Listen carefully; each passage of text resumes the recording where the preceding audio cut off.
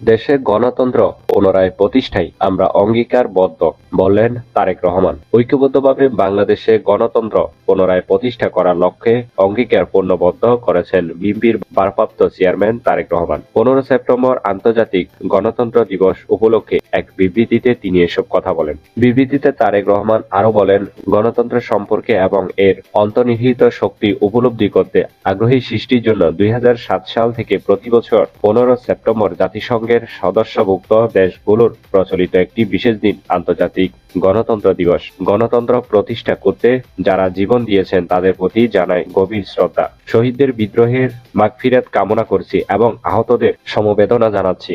ব্যক্তিগতভাবে আমি ও আমার দল বিশ্বাস করে গণতন্ত্রের নীতিগুলো প্রচার ও সমুন্নত রাখার কোনো বিকল্প নেই, কারণ গণতন্ত্র সর্বজনীন মূল্যবোধ যা জনগণের স্বাধীনভাবে প্রকাশ ও বাধাহীন চিন্তা প্রকাশের সংস্কৃতি প্রদান করে। আমরা এই ধরনের একটি নিরাপদ, প্রগতিশীল এবং গণতান্ত্রিক বাংলাদেশ গড়ে তুলতে সংকল্পবদ্ধ, যা রাষ্ট্রীয় সীমানা অতিক্রম করে বৈদেশিক গণতান্ত্রিক বিকাশে ভূমিকা রাখবে।